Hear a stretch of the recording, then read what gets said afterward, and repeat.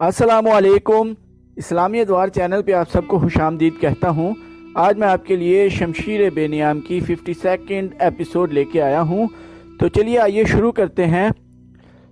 مسلمہ کذاب کے قتل کا صحرا بلا شک و شبہ وحشی بن حرب کے سر ہے۔ وحشی کی زندگی عجیب گزری ہے۔ بتایا جا چکا ہے کہ اس نے بالکل اسی طرح جس طرح اس نے مسلمہ کو برچھی پھینک کر قتل کیا تھا، حمزہ رضی اللہ عنہ کو جنگ احد میں شہید کیا تھا۔ جب مسلمانوں نے مکہ فتح کر لیا تو رسول اللہ صلی اللہ علیہ وآلہ وسلم نے مکہ کے چند لوگوں کو جنگی مجرم قرار دیا تھا۔ ان میں وحشی کا نام بھی تھا۔ اسے کسی طرح پتہ چل گیا تھا کہ اسے مسلمان زندہ نہیں رہنے دیں گے۔ وہ مکہ سے نکل گیا اور طائف میں قبیلہ ثقیف کے ہاں جا پناہ لی تھی۔ قبیلہ ثقیف کو مسلمانوں نے جس طرح شکست دی تھی وہ بیان ہو چکا ہے۔ اس قبیلے نے اسلام قبول کیا تو وحشی نے بھی اسلام قبول کر لیا اور بیعت کے لیے اور اپنی جان بخشی کے لیے رسول اکریم صلی اللہ علیہ وآلہ وسلم کے حضور گیا۔ آپ صلی اللہ علیہ وآلہ وسلم نے اسے کئی برس پہلے دیکھا تھا، شاید حضور صلی اللہ علیہ وآلہ وسلم اسے اچھی طرح پہچان نہ سکے۔ کیا تم وہ وحشی ہو؟ رسول اکرم صلی اللہ علیہ وآلہ وسلم نے اس سے پوچھا۔ وہی وحشی ہوں، وحشی نے جواب دیا، اور اب آپ صلی اللہ علیہ وآلہ وسلم کو اللہ کا رسول مانتا ہوں۔ او وحشی، حضور صلی اللہ علیہ وآلہ وسلم نے پوچھا، بتا تو نے حمزہ رضی اللہ عنہ کو کس طرح قتل کیا تھا؟ مورخ لکھتے ہیں کہ وحشی نے ایسے لب و لہجے میں سارا واقعہ سنایا جیسے وہ سننے والوں پر اپنی بہادری اور عسکری مہارت کا رعب گانٹھ رہا ہو۔ رسول اکریم صلی اللہ علیہ وآلہ وسلم نے اس کی جان بخشی کر دی، لیکن ابن حشام کے مطابق آپ صلی اللہ علیہ وآلہ وسلم نے اسے کہا کہ وہ آپ صلی اللہ علیہ وآلہ وسلم کے سامنے نہ آیا کرے۔ حمزہ رضی اللہ عنہ رسول اللہ صلی اللہ علیہ وآلہ وسلم کے صرف چچا ہی نہیں تھے بلکہ امت محمدیہ صلی اللہ علیہ وآلہ وسلم میں سے ان کا مقام بہت بلند تھا، اور اس وقت کے اسلامی معاشرے میں انہیں خصوصی حیثیت حاصل تھی۔ یہ رسول اکریم صلی اللہ علیہ وآلہ وسلم کی عظمت تھی کہ آپ صلی اللہ علیہ وآلہ وسلم نے حمزہ رضی اللہ عنہ جیسی شخصیت کا قتل ایک سیاہ فام غلام کو بخش دیا تھا، لیکن آپ صلی اللہ علیہ وآلہ وسلم کے دل میں قلق موجود رہا۔ حضور صلی اللہ علیہ وآلہ وسلم نے وحشی بن حرب کے لیے جس ناپسندیدگی کا اظہار فرمایا تھا، ویسی ہی ناپسندیدگی کا اظہار انہوں نے ہند کے لیے بھی کیا تھا، جس کے ایما پر وحشی نے حضرت حمزہ رضی اللہ عنہ کو شہید کیا تھا۔ اس کے بعد سید الشہداء کی لاش کی جس طرح بے حرمتی کی گئی اس کا بیان پہلے ہو چکا ہے۔ حضور صلی اللہ علیہ وآلہ وسلم نے ان دونوں سے اس لیے اظہار ناپسندیدگی نہیں کیا کہ انہوں نے آپ صلی اللہ علیہ وآلہ وسلم کے چچا کو شہید کیا تھا، بلکہ اس لیے کہ انہوں نے ایک جلیل القدر مسلمان کی لاش کی بے حرمتی کی تھی، ورنہ ذاتی دشمنی کو دل میں رکھنا آپ صلی اللہ علیہ وآلہ وسلم کی شان نہیں تھا۔ آپ صلی اللہ علیہ وآلہ وسلم نے حمزہ اور وحشی سے کہا تھا کہ جب تم میری نظروں کے سامنے آتے ہو تو مجھے حمزہ رضی اللہ عنہ کی لاش یاد آ جاتی ہے۔ بہرحال آپ صلی اللہ علیہ وآلہ وسلم نے وحشی اور حمزہ کو معاف فرما دیا تھا۔ وحشی بن حرب رسول اکریم صلی اللہ علیہ وآلہ وسلم کا گرویدہ ہو چکا تھا، مگر حضور اکرم صلی اللہ علیہ وآلہ وسلم نے اسے اچھا نہیں سمجھا تھا، جس کا وحشی کو بہت دکھ تھا۔ وہ مکہ سے چلا گیا اور اس نے 2 سال طائف کے علاقے میں کبھی یہاں کبھی وہاں گزارے۔ اس پر خاموشی طاری رہتی اور وہ سوچوں میں گم رہتا تھا۔ اس نے اسلام کو دل سے قبول کر لیا تھا، وہ سچا مسلمان رہا۔ 2 سال بعد اپنے بے چین ضمیر کو مطمئن کرنے کے لیے وہ اسلامی لشکر میں شامل ہو گیا اور اس نے خالد رضی اللہ عنہ کے دستوں میں رہنا پسند کیا۔ یمامہ کی جنگ میں اسے پتہ چل گیا تھا کہ خالد رضی اللہ عنہ مسلمہ کو ہلاک کرنے کی کوشش میں ہیں۔ یہ فرض اس نے اپنے ذمے لے لیا اور فرض پورا کر دیا۔ اس کے بعد وحشی خالد رضی اللہ عنہ کے دستوں میں رہا اور کئی لڑائیوں میں اس نے بہادری کے جوہر دکھائے۔ شام کی فتح کے بعد وہ اسلامی لشکر سے الگ ہو کر حمص میں گوشہ نشین ہو گیا۔ مورخوں نے لکھا ہے کہ ایسے معلوم ہوتا تھا جیسے حمزہ رضی اللہ عنہ کا قتل بہت بڑا گناہ بن کر اس کے ضمیر پر سوار ہو گیا ہو۔ اس نے شراب نوشی شروع کر دی جو عیاشی نہیں تھی بلکہ وہ اپنے آپ کو فراموش کر کے الگ پڑا رہتا تھا۔ حضرت عمر رضی اللہ عنہ نے اپنے دور خلافت میں اسے شراب نوشی کے جرم میں 80 کوڑوں کی سزا دی تھی، جس کا اس پر کچھ اثر نہیں ہوا تھا۔ وہ شراب پیتا رہا۔ زندگی کے آخری دنوں میں اسے ایسی شہرت ملی کہ لوگ اسے عقیدت سے ملتے تھے، مگر وہ ہوش میں کم ہی ہوتا تھا۔ جب کبھی ہوش میں ہوتا تو لوگوں کو حمزہ رضی اللہ عنہ اور مسلمہ کے قتل کے واقعات سناتا تھا۔ لوگ اس سے یہی واقعات سننے کے لیے جاتے تھے۔ اس نے کئی بار اپنی برچھی ہاتھ میں لے کر کہا، میں جب مسلمان نہیں تھا تو اس برچھی سے میں نے ایک بڑے ہی اچھے آدمی کو قتل کیا تھا، اور میں مسلمان ہوا تو اس برچھی سے ایک بہت ہی برے آدمی کو قتل کیا۔ ام عمارہ رضی اللہ عنہا ایک عظیم خاتون تھیں۔ جنگ احد میں وہ ان مسلمان عورتوں کے ساتھ تھیں جو زخمیوں کی مرہم پٹی اور دیکھ بھال کے لیے اپنے لشکر کے ساتھ گئی تھیں۔ اس لڑائی میں ایسی صورت پیدا ہو گئی کہ میدان پر قریش چھا گئے۔ انہوں نے رسول کریم صلی اللہ علیہ وآلہ وسلم پر حلے بولنے شروع کر دیے۔ صحابہ کرام نے رسول اللہ صلی اللہ علیہ وآلہ وسلم کے گرد گھیرا ڈال رکھا تھا، مگر دشمن کے حلے اتنے شدید تھے کہ آپ صلی اللہ علیہ وآلہ وسلم کے محافظوں کا گھیرا ٹوٹ گیا۔ قریش کا ایک آدمی ابن کمار رسول کریم صلی اللہ علیہ وآلہ وسلم تک پہنچ گیا۔ رسول کریم صلی اللہ علیہ وآلہ وسلم کے دائیں مصعب رضی اللہ عنہ بن عمیر تھے، اور اس وقت ام عمارہ رضی اللہ عنہا بھی قریب ہی تھیں۔ انہوں نے جب رسول کریم صلی اللہ علیہ وآلہ وسلم کو خطرے میں دیکھا تو زخمیوں کو پانی پلانے اور انہیں اٹھانے کا کام چھوڑ کر رسول اکرم صلی اللہ علیہ وآلہ وسلم کی طرف دوڑی۔ انہوں نے ایک لاش یا شدید زخمی کی تلوار لے لی۔ ابن کمع حضور اکرم صلی اللہ علیہ وآلہ وسلم پر حملہ کرنے کی بجائے آپ صلی اللہ علیہ وآلہ وسلم کے محافظ مصعب رضی اللہ عنہ کی طرف گیا۔ مصعب رضی اللہ عنہ نے اس کے ساتھ مقابلہ کیا۔ ام عمارہ رضی اللہ عنہا نے ابن کمع پر تلوار کا وار کیا جو اس کے کندھے پر پڑا، مگر ابن کمع نے ذرا بختر پہن رکھی تھی، اس لیے تلوار اس کا کچھ نہ بگاڑ سکی۔ ابن کمع نے گھوم کر ام عمارہ رضی اللہ عنہا پر جوابی وار کیا جو اس خاتون کے کندھے پر پڑا اور اتنا گہرا زخم آیا کہ وہ گر پڑی۔ ابن کمع نے دوسرا وار کیا کیونکہ وہ رسول اکرم صلی اللہ علیہ وآلہ وسلم پر حملہ کرنا چاہتا تھا۔ اب جنگ یمامہ میں ام عمارہ رضی اللہ عنہا اپنے بیٹے کے ساتھ آئی تھیں۔ یہاں ان کی دلیری کا یہ عالم تھا کہ مسلمہ کو قتل کرنے کا خطرہ مول لے لیا، مگر ان کا ایک ہاتھ کٹ گیا۔ وہ دسمبر 632 کے آخری دنوں میں سے ایک دن تھا۔ حدیقۃ الرحمن سرسبز اور ہرا بھرا باغ ہوا کرتا تھا جو لوگوں کو پھل دیا کرتا تھا۔ وہاں تھکے ماندے مسافر آ کر سستایا کرتے تھے۔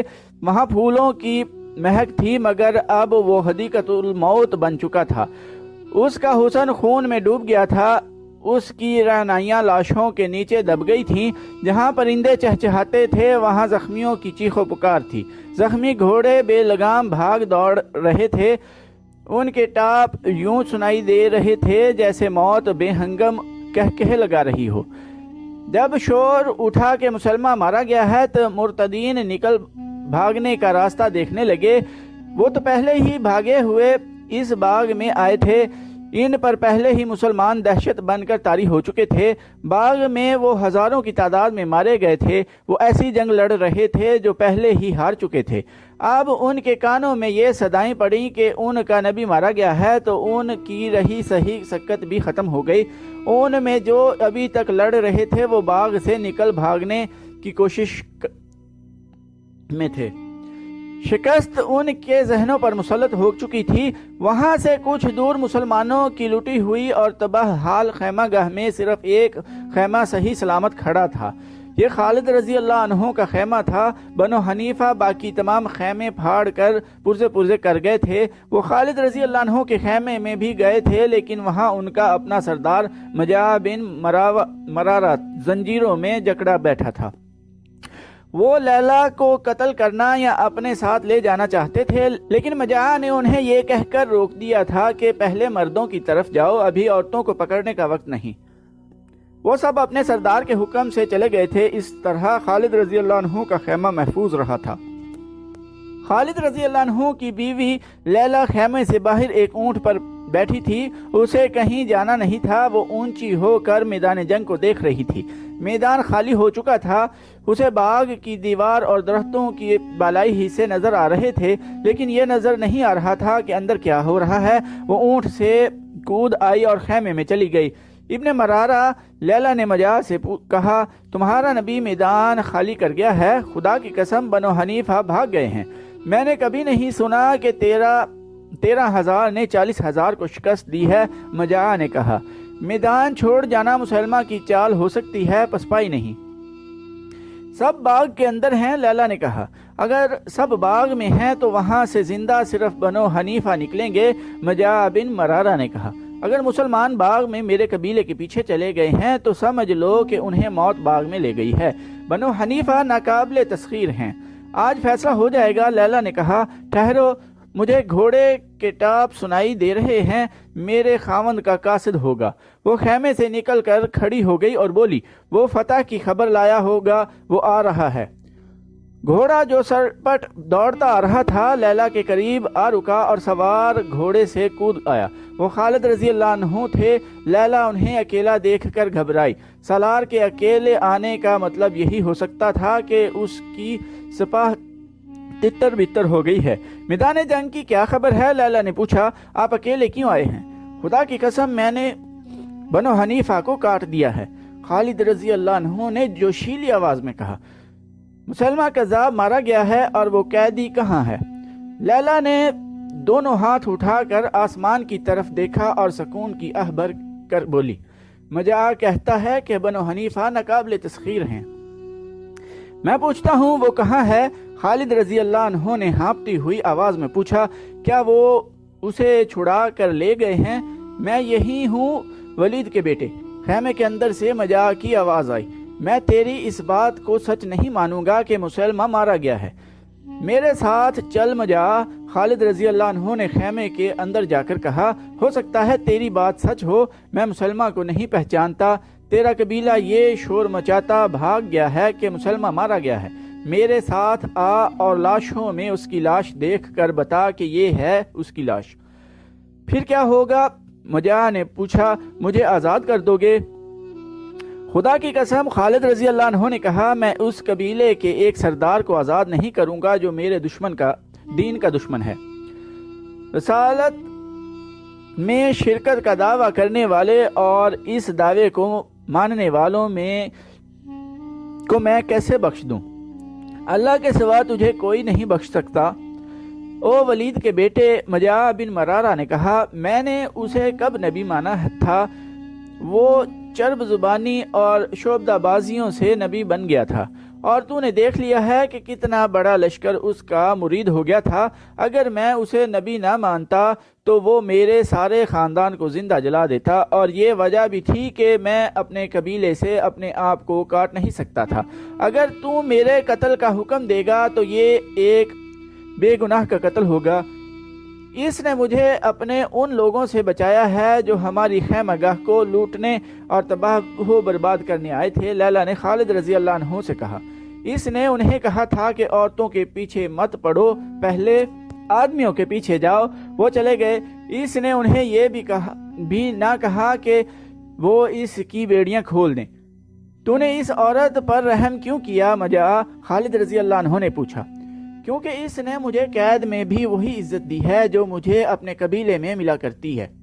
मजा ने कहा, मैंने इसे इस सलूक का सिला दिया है जो इसने मेरे साथ किया है। क्या मैं ऐसा नहीं कर सकता था कि अपने आदमियों से कहता कि मेरी बेड़ियां काट दें, फिर मैं तेरी इतनी हसीन बीवी को अपनी लौंडी बना लेता। बेशक तू इज्जत के लायक है मजा, खालिद रजी अल्लाह अन्हु ने कहा। मैं तेरी बेड़ियां अपने हाथों काटता हूँ, फिर मेरे साथ चलना और बताना कि मुसलमा की लाश कौन सी है। मजा बिन मरारा खालिद रजी अल्लाह अन्हु के साथ खेमे से निकला तो उसके पाँव में बेड़ियां नहीं थी। बाहर खालिद रजी अल्लाह अन्हु के दो मुहाफिज खड़े थे। खालिद रजी अल्लाह अन्हु अकेले इधर आए थे। इनके मुहाफिज दस्ते को पता चला कि सिपा सलार किसी और तरफ निकल गए हैं तो वो मुहाफिज इनकी तलाश में इधर उधर घूम फिर कर उनके खेमे तक जा पहुंचे। वो उन्हें तन्हा नहीं छोड़ सकते थे। मजा ने अपनी आंखों मैदान जंग की हालत देखी। उसे अपने कबीले की लाशों के सिवा कुछ नजर नहीं आता था। مجھے یقین نہیں آ رہا۔ مجاع نے کہا، دیکھ کر بھی یقین نہیں آ رہا کیا اتنے تھوڑے مسلمان اتنے بڑے لشکر کو شکست دے سکتے ہیں؟ یہ فتح انسانوں نے نہیں پائی۔ خالد رضی اللہ عنہ نے کہا، یہ سچے عقیدے اور اللہ کے سچے رسول صلی اللہ علیہ وآلہ وسلم کی فتح ہے۔ بنو حنیفہ باطل عقیدے کے لیے میدان میں اترے تھے، ہماری تلواروں نے اس عقیدے کو کاٹ دیا اور اتنا بڑا لشکر میدان چھوڑ کر بھاگ گیا۔ وہ لاشوں اور تڑپتے زخمیوں میں سے گزرتے باغ تک چلے گئے۔ اندر گئے تو وہاں لاشوں پر لاشیں پڑی تھیں۔ مسلمان لاشوں کے ہتھیار اکٹھے کر رہے تھے۔